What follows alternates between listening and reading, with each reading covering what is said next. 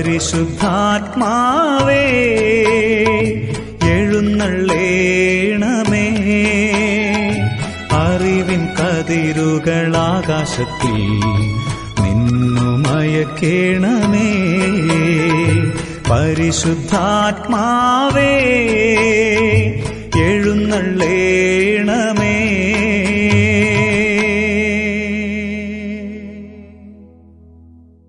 യോഹന്നാന്റെ സുവിശേഷം 16-ാം അധ്യായത്തിന്റെ 7 മുതൽ 11 വരെയുള്ള വാക്യങ്ങളിൽ നമ്മൾ കാണുന്നുണ്ട്. ഞാൻ ഭാഗങ്ങൾ വായിക്കുന്നില്ല. അവിടെ എഴുതിയിരിക്കുന്നത്, അവൻ വരുമ്പോൾ നിങ്ങൾക്ക് പാപത്തെക്കുറിച്ചും നീതിയെക്കുറിച്ചും ന്യായവിധിയെയും കുറിച്ച് ബോധ്യം വരുത്തും. പാപത്തെക്കുറിച്ച് ലോകത്തിന് ബോധ്യം വരുത്തും. നീതിയെക്കുറിച്ച്, ഞാൻ ഇവിടെ ഇല്ല, ഞാൻ എടുക്കപ്പെടുന്നത് കൊണ്ട് നീതിയെക്കുറിച്ച് നിങ്ങൾക്ക് ബോധ്യം വരുത്തും. എന്താണ് നീതി എന്നുള്ളത് നമുക്ക് ബോധ്യപ്പെടുത്തുന്നത് ആരാണ്? It is the Holy Spirit that says about our life. നമ്മുടെ ജീവിതത്തിൽ നീതിയോടുകൂടെ ജീവിക്കാൻ ആവശ്യമായ സകല വഴികളും എന്താണ് നീതി എന്നുള്ളത് കൃത്യമായി ആര് പഠിപ്പിച്ചു തരുന്നു? It is the Holy Spirit. പരിശുദ്ധാത്മാവ് പഠിപ്പിച്ചു തരുന്നു, ഒരു സംശയമില്ല. It's the Holy Spirit. എന്നാൽ ന്യായവിധി എന്ന് പറയുന്നത്, ന്യായവിധിയുടെ മുമ്പാകെ നമ്മൾ എല്ലാവരും നിൽക്കണതാണ്. സോ പാപത്തെക്കുറിച്ചും നീതിയെക്കുറിച്ചും ന്യായവിധിയെക്കുറിച്ചും ബോധ്യം വരുത്തുന്നവനാണ് ആര്? പരിശുദ്ധാത്മാവ്. അതുകൊണ്ട് നമ്മുടെ ജീവിതത്തിൽ സത്യത്തിലുള്ള വഴി എന്താണെന്ന് നമുക്ക് ബോധ്യപ്പെടുത്തും. അത് ഒരു കാര്യം. പക്ഷേ യഥാർത്ഥത്തിലുള്ള സത്യം ഇറ്റ് ഈസ് ജീസസ് ക്രൈസ്റ്റ്. അതുകൊണ്ടാണ് ആ ഒരു ബോധ്യം, ആ ഒരു അറിവ്, പരിശുദ്ധാത്മാവ് നമ്മളെ യേശുവിനെ കുറിച്ചുള്ള പരിജ്ഞാനത്തിൽ വളർത്തും. ശരിക്കും വഴികൾ അറിയുക മാത്രമല്ല, യേശുവിനെയും കൂടെ അറിയണം. യേശുവിനെ അറിയുമ്പോഴാണ് ബാക്കിയുള്ള, ഞാൻ പറയട്ടെ, ശരിക്കും നമുക്ക് നീതിയുള്ള വഴി എന്താണെന്ന് അറിഞ്ഞു കഴിഞ്ഞാൽ നീതിയുള്ള വഴിയെ നടക്കാനുള്ള വലിയൊരു ടെൻഡൻസി ഉണ്ട്, ഇല്ലെന്ന് ഞാൻ പറയുന്നില്ല. പക്ഷെ നീതിയുള്ള വഴിയെ നടക്കുമ്പോഴും നമുക്കൊരു അതൊരു ബേർഡൻ ആയിരിക്കും. അത് ശരിയാണല്ലോ. നമ്മളിപ്പം ഇന്ന കാര്യം ചെയ്യരുത്, ഇന്ന കാര്യം ചെയ്യരുതെന്നൊക്കെ പറയുമ്പോഴെല്ലാം നമുക്കതൊരു ബേർഡനായിട്ടാണ്. പിള്ളേർക്കാണെങ്കിലല്ലോ വിശ്വാസത്തിൽ വരികയും പോയി വന്നും പോയി, ഇനിയിപ്പോൾ അത് ചെയ്യാൻ പറ്റത്തില്ല, ഇത് ചെയ്യാൻ പറ്റത്തില്ല, അങ്ങനെയാണ് ഇങ്ങനെയാണ്, നമുക്കൊരു ബേർഡനായിട്ട് തോന്നും. പക്ഷേ when you know Jesus, Paulos പറഞ്ഞൊരു കാര്യമുണ്ട്, അവനെക്കുറിച്ചുള്ള പരിജ്ഞാനം, ക്രിസ്തുവിനെക്കുറിച്ചുള്ള പരിജ്ഞാനത്തിൻ്റെ ശ്രേഷ്ഠത നിമിത്തം എനിക്ക് ലാഭമായിരുന്നതൊക്കെയും ചവറെന്ന്, ഛേദമെന്ന്, I consider it as done. നമുക്ക് തെറ്റായ വഴികളെ സന്തോഷത്തോടുകൂടെ ഉപേക്ഷിക്കണമെങ്കിൽ, അല്ലാതെയും നമുക്ക് ഉപേക്ഷിക്കാം. ഞാൻ പറഞ്ഞ മനസ്സിലാക്കണം. നരകത്തിൽ പോകുമല്ലോ, ഇതൊക്കെ ചെയ്തു കഴിഞ്ഞാൽ നരകത്തിൽ പോകുമല്ലോ എന്ന് വെച്ച് വേണമെങ്കിൽ നമുക്ക് നീതികേടിനെ ഉപേക്ഷിച്ചിട്ട് നീതിയെ പിന്തുടരാനായിട്ട് നമുക്ക് പറ്റിയേക്കും. പക്ഷേ എപ്പോഴാണ് നമ്മൾ അതിനെ സന്തോഷത്തോടുകൂടി ഉപേക്ഷിക്കുന്നത്? എപ്പോഴാണ് നീതികേടിനെ, അല്ലെങ്കിൽ നമുക്ക് ലാഭമുണ്ടായിരുന്ന ലാഭത്തെയൊക്കെ നമ്മൾ ചവറുന്നുണ്ടെന്ന് ചോദിച്ചു കഴിഞ്ഞാൽ, ക്രിസ്തുവേശുവിൻ്റെ പരിജ്ഞാനത്തിൻ്റെ ശ്രേഷ്ഠ നിമിത്തമാണ്. When you know Jesus and know him more and more, അവനെ കൂടുതൽ കൂടുതൽ അറിയുമ്പോഴാണ് ലോകത്തിൻ്റെ മുഴുവൻ മഹിമകളും ഡങ്ങാണെന്ന്, മലം എന്നതുപോലെ വെറുപ്പോടുകൂടെ കാണാൻ നമുക്ക് കഴിയുന്നത്. ആ യേശുവിൻ്റെ പരിജ്ഞാനത്തിലേക്ക് നമ്മളെ നയിക്കുന്നത് it is the Holy Spirit. You understand the difference? So നമുക്ക് നല്ല, അല്ലെങ്കിൽ കർത്താവിൻ്റെ കൽപ്പനകൾ അനുസരിക്കാൻ നമുക്ക് ആഗ്രഹമുണ്ടായിട്ടും നമുക്ക് കഴിയാതിരുന്ന സാഹചര്യത്തിൽ, ഹോളിനെസ് മൂവ്മെൻറ്റിലേക്ക്, സെപ്പറേറ്റിസ്റ്റ് മൂവ്മെൻറ്റിൽ ഉണ്ടായിരുന്ന ആളുകളെ വഴി നടത്തി അതാണ് അവർ പറയുന്നത്, we have a holy doctrine, we have a holy kind of things and we have everything, we know what is holy, we know we have a doctrine. ഞങ്ങൾക്ക് വളരെ വിശുദ്ധമായ ഒരു ഉപദേശമുണ്ട്. പക്ഷേ ആ വിശുദ്ധമായ ഉപദേശത്തിനനുസരിച്ച് വിശുദ്ധമായ ഒരു ജീവിതം ജീവിക്കാനുള്ള ശക്തി ഞങ്ങൾക്ക് ഇല്ല. അതുകൊണ്ടാണ് അവർ പരിശുദ്ധാത്മാവിന് വേണ്ടി പ്രാർത്ഥിച്ചത്. അതുകൊണ്ടാണ് ദൈവം പരിശുദ്ധാത്മാവിനെ അയച്ചു കൊടുക്കുന്നത്. അവർ പറഞ്ഞു, കർത്താവിൻ്റെ ആ ഇടപെടൽ ആ രീതിയിലാണ്. If you have a desire to live a holy life, നമ്മുടെ ഭാഗത്തുനിന്ന് ഡിസയർ ഉണ്ടാകണം. വിശുദ്ധ ജീവിതത്തിന് വേണ്ടിയുള്ളൊരു അഭിവാഞ്ച ഉണ്ടാകുമ്പോൾ, ആ അഭിവാഞ്ചയിൽ വിശുദ്ധ ജീവിതം ജീവിക്കാൻ നമ്മൾ തീരുമാനമെടുക്കുമ്പോൾ, ഒരു വിശുദ്ധ ജീവിതം ജീവിക്കാനായിട്ട് ദൈവത്തിൻ്റെ പരിശുദ്ധാത്മാവിനെ സഹായകനായി നമുക്ക് അയച്ചു തരികയാണ്. സ്ട്രെങ്തനർ, ശക്തിപ്പെടുത്തുന്നവൻ എന്ന അർത്ഥത്തിലാണ്, ശക്തിപ്പെടുത്തുന്നവനെ നമുക്ക് അയച്ചു തരികയാണ്. സോ ദ ഫസ്റ്റ് തിങ്, കൽപ്പനകൾ അനുസരിക്കാൻ പരിശുദ്ധാത്മാവിനെ കർത്താവ് നമുക്ക് നൽകി. 2, സകല സത്യത്തിലും വഴി നടത്തേണ്ടതിന് പരിശുദ്ധാത്മാവിനെ നമുക്ക് നൽകി.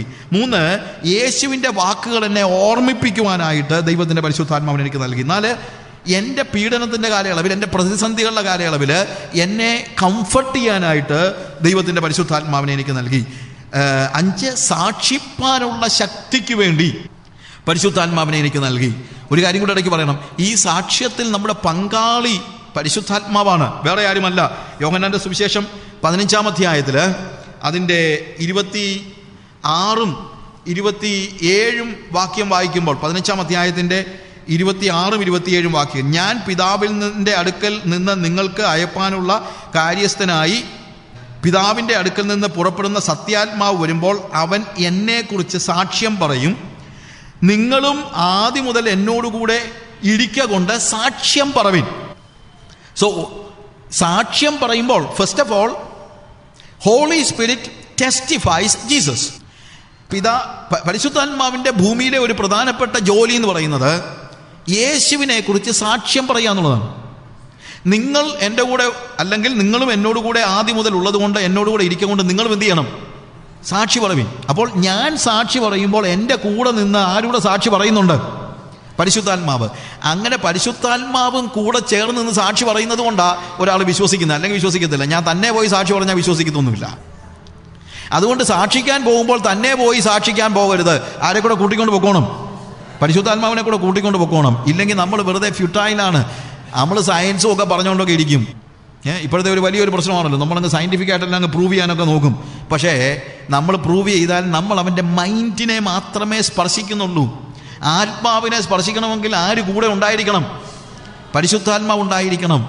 ആത്മാവിൽ, മൈൻഡിൽ നമുക്കുണ്ടാകുന്നത് ഒരു കൺക്ലൂഷനാണ്. ആത്മാവിലാണ് നമുക്ക് കൺവിക്ഷൻ ഉണ്ടാകുന്നത്. മനസ്സിൽ നമുക്കുണ്ടാകുന്നത് ചില നിഗമനങ്ങളാണ്.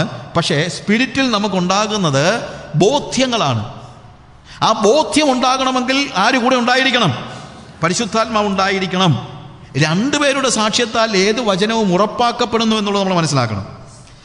ഞാൻ സാക്ഷിക്കുമ്പോൾ പരിശുദ്ധാത്മാവ് എൻ്റെ കൂടെ സാക്ഷിക്കുകയാണെങ്കിൽ, ഞങ്ങളുടെ രണ്ടുപേരുടെയും കൂടെ സാക്ഷ്യം ഒരുമിച്ചാകുമ്പോൾ തീർച്ചയായും ആ വ്യക്തിക്ക് ഒരു മാറ്റം ഉണ്ടാകും, രൂപാന്തരം ഉണ്ടാകും. കാര്യം ആ ബോധ്യത്തിലേക്ക്, ബോധ്യം വരുത്തുവാനാണ് പരിശുദ്ധാത്മാവ് വരുന്നത് എന്ന് നമുക്ക് മനസ്സിലാക്കാൻ പറ്റും.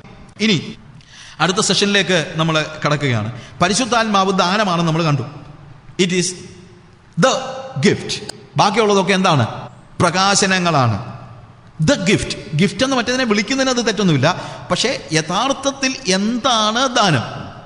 What is the real gift എന്ന് ചോദിച്ചു കഴിഞ്ഞാൽ അത് അന്യഭാഷയല്ല, വ്യാഖ്യാനമല്ല, കൃപാവരങ്ങളൊന്നുമല്ല. The real gift is the Holy Spirit. യഥാർത്ഥ വരം, വരം എന്നുള്ള വാക്ക് മലയാളത്തിൽ കുറച്ചുകൂടി ഡിഫറെൻ്റ് ആണ്. യഥാർത്ഥ ദാനം എന്ന് പറയുന്നത് എന്താണ്? യഥാർത്ഥ ദാനം എന്ന് പറയുന്നത് it is the Holy Spirit. പരിശുദ്ധാത്മാവാണ് യഥാർത്ഥ ദാനമെങ്കിൽ എപ്പോഴാണ് നാം അത് പ്രാപിക്കുന്നത്? When do we receive it? എപ്പോഴാണ് നമ്മളിത് പ്രാപിക്കുന്നത്? That's a question. ഒന്നാമത്തെ കാര്യം നമ്മൾ മനസ്സിലാക്കണം, ഒരു വ്യക്തിയെ വിശ്വസിക്കാൻ സഹായിച്ചത് തന്നെ പരിശുദ്ധാത്മാവാണ്. പരിശുദ്ധാത്മാവിൻ്റെ സഹായമില്ലാതെ ഒരാൾക്ക് വിശ്വസിക്കാൻ പോലും കഴിയത്തില്ല. 1 കൊരിന്ത്യർ 13-ാം അധ്യായത്തിൽ 12-ാം അധ്യായത്തിൽ നമ്മൾ പറഞ്ഞ ഭാഗത്ത് തന്നെ അതിൻ്റെ 3-ാമത്തെ വാക്യത്തിൽ പോൾ തന്നെ പറയുന്നു, പരിശുദ്ധാത്മാവിലല്ലാതെ യേശുവിനെ കർത്താവ് എന്ന് പറയാനായിട്ട് ആർക്കും കഴിയുകയില്ല എന്നാണ് പറയുന്നത്. ഇല്ലേ? ദൈവാത്മാവിൽ സംസാരിക്കുന്നവനാരും യേശു ശപിക്കപ്പെട്ടവനെന്ന് പറയുകയില്ല. പരിശുദ്ധാത്മാവിലല്ലാതെ യേശു കർത്താവ് എന്ന് പറയാൻ ആർക്കും കഴിയുകയില്ല. അപ്പോൾ യേശുവിനെ കർത്താവ് എന്ന് വിളിക്കുന്നത്, ഞാൻ അതിനെക്കുറിച്ച് പിന്നീട് ഈ ഭാഗം കുറച്ച് ഇപ്പോഴത്തെ സമയത്തല്ല, അടുത്ത സെഷനിൽ ഞാൻ അതിനെക്കുറിച്ച് കുറച്ചുകൂടെ പറയാം. പക്ഷേ യേശുവിനെ കർത്താവ് എന്ന് ഏറ്റു പറയുവാൻ, ബാക്കിയുള്ള പല കാര്യങ്ങൾ പറയുവാൻ പറ്റുമായിരിക്കും, പക്ഷേ ഹീ ഈസ് മൈ ലോർഡ് എന്ന് പറയണമെങ്കിൽ പരിശുദ്ധാത്മാവ് പ്രവർത്തിച്ചെങ്കിലേ പറ്റുകയുള്ളൂ. യോഹന്നാന്റെ സുവിശേഷം 3-ാം അധ്യായത്തിന്റെ 5ഉം 6ഉം വാക്യങ്ങൾ വായിക്കുമ്പോൾ കർത്താവ് നിക്കോദിമോസിനോട് പറയുന്നത് ആത്മാവിലുള്ള ജനനത്തെ പറ്റിയാണ്. അതായത് വീണ്ടും ജനനം എന്ന് പറയുമ്പോൾ it is you are bone of the spirit. അപ്പോൾ നമ്മൾ വീണ്ടും ജനിച്ചത് ആത്മാവിലാണ്, വിശ്വസിച്ചത് ആത്മാവിലാണ്. പിന്നെ എപ്പോഴാണ് പരിശുദ്ധാത്മാവിനെ സ്വീകരിക്കുന്നത്? അല്ലെങ്കിൽ പരിശുദ്ധാത്മാവിനെ സ്വീകരിക്കണമെന്ന് പറയാൻ കാര്യം എന്താ? ഇതാണ് പ്രധാനമായും മറ്റുള്ള സമുദായ ആൾക്കാർ നമ്മളോട് ചോദിക്കുന്ന ഒരു ചോദ്യം. ഞങ്ങൾ വീണ്ടും ജനിച്ച പിന്നെ എങ്ങനെ പരിശുദ്ധാത്മാവിനെ സ്വീകരിക്കണമെന്നൊക്കെ പറയുമ്പോഴത്തേക്ക് ആൾക്കാർ ചോദിക്കും, പിന്നെ ഞങ്ങൾ അങ്ങനെ വീണ്ടും ജനിച്ചത്? ഞങ്ങൾ വിശ്വസിച്ചത് തന്നെ പരിശുദ്ധാത്മാവിലല്ലേ ഞങ്ങൾ വിശ്വസിച്ചത്? ഞങ്ങൾ വീണ്ടും ജനിച്ചത് പരിശുദ്ധാത്മാവിലല്ലേ, പിന്നെ നിങ്ങളെന്തോ ഈ പരിശുദ്ധാത്മാവിനെ സ്വീകരിക്കണം എന്ന് പറയാൻ കാര്യം? That's A real question. അപ്പോൾ അങ്ങനെ ചോദിക്കുന്നത് തന്നെ തെറ്റാണെന്നുള്ള രീതിയിൽ പലപ്പോഴും ആളുകളുടെ ഇടപെടൽ, ഒരു പക്ഷേ ചൂടായെന്ന് വരും ഇല്ലേ? പക്ഷേ വിശ്വസിക്കുന്നവനും പരിശുദ്ധാത്മാവിനെ സ്വീകരിക്കണമെന്നുള്ളതിൻ്റെ ഏറ്റവും വലിയ തെളിവാണ് അപ്പോസ്തല പ്രവൃത്തി 19 അധ്യായത്തിൻ്റെ 1-2 വാക്യങ്ങളിൽ പൗലോസ് കൊരിന്തിലിരിക്കുമ്പോൾ പൗലോസ് എഫേസോസിലൂടെ സഞ്ചരിച്ച് ഉൾപ്രദേശങ്ങളിലൂടെ സഞ്ചരിച്ച് എഫേസോസിൽ എത്തിയപ്പോൾ ചില ശിഷ്യന്മാരെ കണ്ടു. കണ്ടതാരെയാണ്? ശിഷ്യന്മാരെയാണ് കണ്ടത്. ശിഷ്യന്മാരെ കണ്ടു കഴിഞ്ഞപ്പോൾ പൗലോസ് ചോദിക്കുകയാണ്, നിങ്ങൾ വിശ്വസിച്ചിട്ട് പരിശുദ്ധാത്മാവിനെ സ്വീകരിച്ചുവോ? അപ്പോൾ അവർ ശരിക്കും നമ്മൾ യോഹന്നാന്റെ സ്നാനമേ സ്വീകരിച്ചിട്ടുള്ളൂ, അതൊക്കെ ശരിയാണ്. അവർ ശരിക്കും പറഞ്ഞു കഴിഞ്ഞാൽ എന്താണ്, യേശു ക്രിസ്തുവിനെ കുറിച്ചുള്ള ഉപദേശങ്ങളിലെ പരിപൂർണത പ്രാപിച്ചവരല്ല, ഒക്കെ ശരിയാണ്. പക്ഷേ എന്നാലും പോൾ ചോദിച്ച ചോദ്യം എന്താണ് നിങ്ങൾ നോക്കണം. നിങ്ങൾ വിശ്വസിച്ചപ്പോൾ പരിശുദ്ധാത്മാവിനെ സ്വീകരിച്ചോ എന്നല്ല ചോദിച്ചത്, നിങ്ങൾ വിശ്വസിച്ചിട്ട് നിങ്ങൾ പരിശുദ്ധാത്മാവിനെ പ്രാപിച്ചുവോ, സ്വീകരിച്ചുവോ? അപ്പോൾ അങ്ങനെ ഒരു ചോദ്യം ചോദിച്ച ഉടനെ ആൾക്കാരങ്ങ് ചൂടാകേണ്ട കാര്യമൊന്നുമില്ല. അവര് യോഹന്നാൻ മുഖാന്തിരം അവർ യോഹന്നാന്റെ ശിഷ്യന്മാരായിരുന്നു പറയുമ്പോഴത്തേക്ക് അവർക്ക് യേശുവിനെ അറിയാൻ വയ്യ എന്നല്ല അതിൻ്റെ അർത്ഥം. അവർ പറയുന്ന വാക്ക് തന്നെ, അവർ പറയുന്നത് തന്നെ അതാണ്. ഞങ്ങളോട് യോഹന്നാൻ പറഞ്ഞു യേശുവാണ് എന്ത് യഥാർത്ഥ ലോകത്തിൻ്റെ രക്ഷകൻ എന്ന് പറഞ്ഞു. അങ്ങനെ ഞങ്ങൾ യേശുവിൻ്റെ ശിഷ്യന്മാരായതാണ്. അവർ വേറൊരു സ്നാനം സ്വീകരിച്ചിരുന്നില്ല എന്നുള്ളത് ശരിയാണ്, പക്ഷേ അവർ യോഹന്നാനിലൂടെ യേശുവിൻ്റെ ശിഷ്യന്മാരായവരാണ്. ഇപ്പോൾ അവർ യോഹന്നാന്റെ ശിഷ്യന്മാരല്ല, യേശുവിൻ്റെ ശിഷ്യന്മാരാണ്. പക്ഷേ അവർക്ക് പരിശുദ്ധാത്മാവിനെ കുറിച്ചുള്ള കൃത്യമായ ധാരണയോ അറിവോ ഇല്ലാതിരുന്നത് കൊണ്ട് പൗലോസ് അവരോട് ചോദിക്കുകയാണ്, നിങ്ങൾ വിശ്വസിച്ചിട്ട് പരിശുദ്ധാത്മാവിനെ പ്രാപിച്ചുവോ? വിശ്വസിക്കുന്നത് ഒരു കാര്യം, തീർച്ചയായും വിശ്വസിക്കുന്നത് പ്രാധാന്യം, ഞാൻ മുമ്പേ പറഞ്ഞതുപോലെ വിശ്വസിക്കുന്നത് വളരെ പ്രാധാന്യമുള്ള കാര്യമാണ്. അപ്പം സമുദായക്കാരോട് പറയുമ്പോഴത്തേക്ക് അവരോട് നിങ്ങൾ ജാതികളുടെ ഇടയ്ക്ക് പോയി പറ, ഞങ്ങളുടെ അടുത്ത് എന്തിനാണ് വന്ന് പറയുന്നത്? ജാതികളുടെ അടുത്ത് പോയി നിങ്ങൾ സംസാരിക്കും. ഞങ്ങളൊക്കെ എന്താണ് പെന്തിക്കോസ്തുകാരുടെ ഏറ്റവും വലിയ പ്രശ്നം അതാണ്, അവർ ജാതികളുടെ അടുത്തല്ല പോകുന്നത്, ഞങ്ങളുടെ അടുത്ത് വരുന്നു. പ്രിയമുള്ളവരെ, ജാതികളുടെ അടുത്ത് നമ്മൾ തീർച്ചയായിട്ടും പോകണം. പക്ഷേ വിശ്വാസത്തിൻ്റെ ഏത് ലെവലിൽ നിൽക്കുന്ന ആളെയും അതിനപ്പുറത്തെ തലത്തിലേക്ക് നയിക്കാനുള്ള ഉത്തരവാദിത്വം ഒരു ക്രിസ്ത്യാനിക്കുണ്ട്. നമ്മൾ ഒരു സമുദായക്കാരൻ്റെ അടുത്ത് നിങ്ങൾ ജാതികളാണെന്ന് പറഞ്ഞല്ല ചെല്ലേണ്ടത്. അവരൊരു പക്ഷേ വിശ്വസിച്ചവരായിരിക്കാം, പക്ഷേ വിശ്വാസത്തിൻ്റെ അടുത്ത തലത്തിലേക്ക്, അത് പെന്തിക്കോസ്തുകാരനെയും ഉണ്ട്. ഞാൻ പറഞ്ഞ മനസ്സിലാക്കണം, പെന്തിക്കോസ്തുകാരനെയും വിശ്വാസത്തിൻ്റെ അടുത്ത തലത്തിലേക്ക് വളർത്തുവാനുള്ള ഉത്തരവാദിത്വം ഒരു യഥാർത്ഥ സഹോദരന് ഉണ്ട്. കാര്യം എല്ലാവരും വിശ്വസിച്ച് എല്ലാവരും ഒരു ദിവസം കൊണ്ടോ ഒരു മാസം കൊണ്ടോ ഒരു ആണ്ട് കൊണ്ടോ എന്തുണ്ടാകുന്നില്ല. ഒരു വിശ്വാസി അറിഞ്ഞിരിക്കേണ്ട സകല കാര്യങ്ങളും പഠിച്ചു എന്നർത്ഥമില്ല. അതുകൊണ്ട് ആ വിശ്വസിച്ച ഒരു വ്യക്തി പരിശുദ്ധാത്മാവിനെ വിശ്വസിച്ച ഒരു വ്യക്തി തീർച്ചയായിട്ടും പരിശുദ്ധാത്മാവിനെ അറിയാത്തവരല്ല. അവൻ വീണ്ടും ജനിച്ച ഒരു വ്യക്തി പരിശുദ്ധാത്മാവിൽ തന്നെയാണ് ജനിച്ചത്. അതുകൊണ്ട് അവർ പരിശുദ്ധാത്മാവ് ഇല്ലാത്തവരാണെന്നല്ല അതിൻ്റെ അർത്ഥം. ജോൺ സ്റ്റോട്ട് പറഞ്ഞൊരു വാചകമുണ്ട്, Holy Spirit is my birth right. പരിശുദ്ധാത്മാവിൻ്റെ ജന്മാവകാശമാണ്. ശരിയാണ്, സമ്മതിച്ചു. പക്ഷേ ഈ ജനിച്ച എല്ലാ പുത്രന്മാർക്കും പരിശുദ്ധാത്മാവ് ജന്മാവകാശമാണ്. കാര്യം ദൈവം അവൻ്റെ പിതാവാണ്. എന്നാൽ തൊട്ടിലിൽ കിടക്കുന്ന ഒരു ശിശു അവൻ്റെ ജന്മാവകാശം എക്സസൈസ് ചെയ്യുന്നില്ല. പരിശുദ്ധാത്മാവ് ജന്മാവകാശമാണ്, പക്ഷേ പരിശുദ്ധാത്മാവിനെ പരിശീലിക്കുന്നില്ല, അല്ലെങ്കിൽ പരിശീലിക്കുക എന്നുള്ളതല്ലല്ലോ, എക്സസൈസ് ചെയ്യുന്നില്ല, അല്ലെങ്കിൽ ഉപയോഗിക്കുന്നില്ല. അതാണ് ഇന്നത്തെ പ്രശ്നം എന്ന് പറയുന്നത്. വീണ്ടും ജനിച്ച പല ആളുകളും ഹോളി സ്പിരിറ്റിനെ കുറിച്ചുള്ള ധാരണയോ അറിവോ ഉള്ളവരോ ഹോളി സ്പിരിറ്റിലുള്ള ഒരു ജീവിതം ജീവിക്കുന്നവരോ അല്ല. അത് വിശ്വാസികളിൽ പോലും, വിശ്വാസികളിൽ തന്നെ വീണ്ടും ജനിച്ച ആളുകളിൽ എത്ര പേരുണ്ട് ആത്മാവിൽ ജീവിക്കുന്നവർ? വളരെ ചുരുക്കം ആൾക്കാരേ ഉള്ളൂ. അതിൻ്റെ അർത്ഥം അവർ വീണ്ടും ജനിച്ചവരല്ലെന്നല്ല, അവർ വീണ്ടും ജനിച്ചവരായിരിക്കാം. പക്ഷേ വീണ്ടും ജനിച്ചവരും പരിശുദ്ധാത്മ നിറവ് പ്രാപിച്ച് ആത്മാവിൽ ജീവിക്കേണ്ടത് ആവശ്യമാണ്. ഒരു ശിശു അവൻ്റെ ജന്മാവകാശത്തെക്കുറിച്ച് പോലും ഇഗ്നറൻ്റാണ്. എഫേസ്യ ലേഖനം 1-ാം അധ്യായത്തിൻ്റെ 17-18 വാക്യങ്ങൾ വായിക്കുമ്പോൾ നിങ്ങൾക്കറിയാമല്ലോ, പൗലോസിൻ്റെ ഒരു പ്രാർത്ഥനയാണ് എഫേസ്യയിലുള്ള വിശ്വാസികളെക്കുറിച്ച്. നിങ്ങൾ ജ്ഞാനത്തിൻ്റെയും പരിജ്ഞാനത്തിൻ്റെയും ആത്മാവ് പ്രാപിച്ചിട്ട് ദൈവത്തിന് നിങ്ങളെക്കുറിച്ചുള്ള നിങ്ങളുടെ വിളിയാലുള്ള ആശ ഇന്നതെന്നും വിശ്വസിക്കുന്ന നിങ്ങളിൽ വ്യാപരിക്കുന്ന അവൻ്റെ ശക്തിയുടെ അളവറ്റ വലിപ്പം ഇന്നതെന്നും തിരിച്ചറിയണമെന്ന് ഞാൻ പ്രാർത്ഥിക്കുന്നു. ആര്? എഫേസോസിലെ വിശ്വാസികൾ. അപ്പോൾ നമ്മിൽ ശക്തിയുടെ അളവറ്റ വലിപ്പം നമ്മൾ അറിഞ്ഞാലല്ല നമുക്ക് എന്ത് ചെയ്യാൻ പറ്റുള്ളൂ? അത് എക്സസൈസ് ചെയ്യാനായിട്ട് പറ്റുള്ളൂ. ജന്മാവകാശം ഒരു കുഞ്ഞിൽ വലിയ വ്യത്യാസമൊന്നും ഉണ്ടാക്കണമെന്നില്ല. ഒരു കുഞ്ഞ് വളരുന്ന അതിൻ്റെ ഏറ്റവും ചെറിയ ഒരു ക്രെഡിലിൽ കിടക്കുന്ന ഒരു കുട്ടി, അത് എത്ര വലിയ ധനികൻ്റെ ആണെന്ന് പറഞ്ഞാലും എത്ര ദരിദ്രൻ്റെ ആണെന്ന് പറഞ്ഞാലും അതിൻ്റെ ലൈഫിന് ഈ പറയുന്ന വലിയ വ്യത്യാസമൊന്നും ഉണ്ടാകണമെന്നില്ല. അത് അറിയുന്നില്ല അത് ആരുടെ മകനാണെന്ന് പോലും ശരിക്കും അറിയുന്നില്ല. അതിൻ്റെ പിതൃത്വമോ പുത്രത്വമോ ഒന്നും ഞാൻ ചോദ്യം ചെയ്യുന്നില്ല. പക്ഷേ അത് തിരിച്ചറിയുമ്പോൾ ഉണ്ടാകുന്ന ഒരു വലിയ വ്യത്യാസം. തൊട്ടിലിൽ കിടക്കുന്ന ശിശു അപ്പൻ്റെ സ്വത്തിൻ്റെ അവകാശിയാണെന്ന് പറഞ്ഞിട്ട് കാര്യമില്ല. ഒരു പക്ഷേ അവൻ്റെ പേരിൽ അപ്പൻ അധികാരപത്രം എഴുതി ബാങ്കിൻ്റെ ലോക്കറിൽ വെച്ച് കാണും. അതും ഇവൻ്റെ ജീവിതത്തിന് വ്യത്യാസം ഉണ്ടാക്കുന്നില്ല. അതവൻ ഉപയോഗിക്കുന്നില്ലെങ്കിൽ, അത് ഉപയോഗിക്കണമെങ്കിൽ ആ സ്വത്ത് അവൻ സ്വീകരിക്കണം. അവന് ഓൾറെഡി ഉള്ള സ്വത്താണ്, പക്ഷെ ആ ഉള്ള സ്വത്ത് തന്നെ അവൻ എന്ത് ചെയ്യണം? റിസീവ് ചെയ്യണം.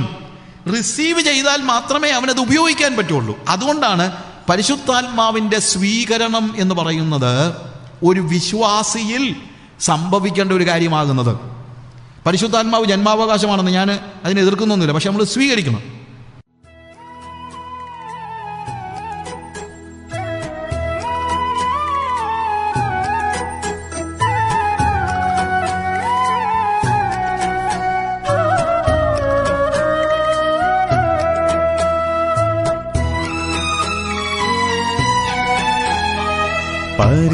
പരിശുദ്ധാത്മാവേ എഴുന്നള്ളേണമേ, അറിവിൻ കതിരുകൾ ആകാശത്തിൽ നിന്നു മയക്കേണമേ. പരിശുദ്ധാത്മാവേ എഴുന്നള്ളേണമേ, അറിവിൻ കതിരുകൾ ആകാശത്തിൽ നിന്നു മയക്കേണമേ. പരിശുദ്ധാത്മാവേ എഴുന്നള്ളേണമേ.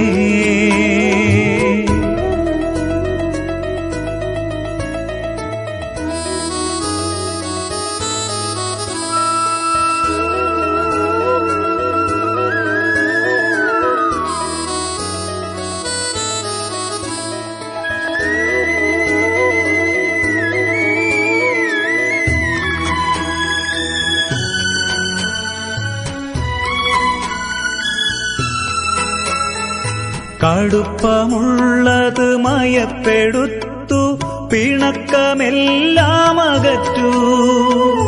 കടുപ്പമുള്ളത് മയപ്പെടുത്തു, പിണക്കമെല്ലാം അകറ്റൂ. നന്മയിലേക്കു നയിക്കൂ, നിൻ കൃപയറ്റാൽ ഭൂമിയിലെങ്ങും ദോഷമതൊന്നേ മാത്രം. നിൻ കൃപയറ്റാൽ ഭൂമിയിലെങ്ങും ദോഷമതൊന്നേ മാത്രം. പരിശുദ്ധാത്മാവേ എഴുന്നള്ളേണമേ, അറിവിൻ കതിരുകൾ ആകാശത്തിൽ നിന്നു മയക്കേണമേ. പരിശുദ്ധാത്മാവേ എഴുന്നള്ളേണമേ.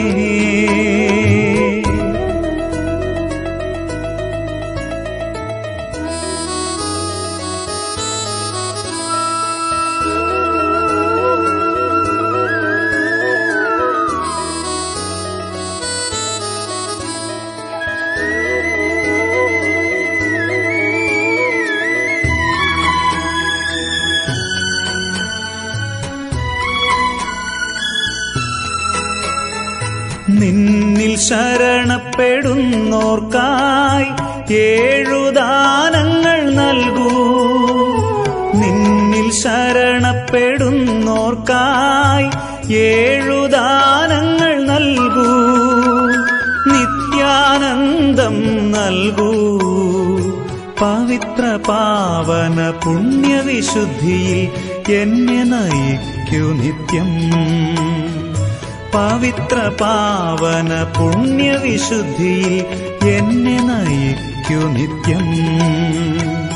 പരിശുദ്ധാത്മാവേ എഴുന്നള്ളേണമേ, ആകാശത്തിൽ നിന്നുമയക്കേണമേ. പരിശുദ്ധാത്മാവേ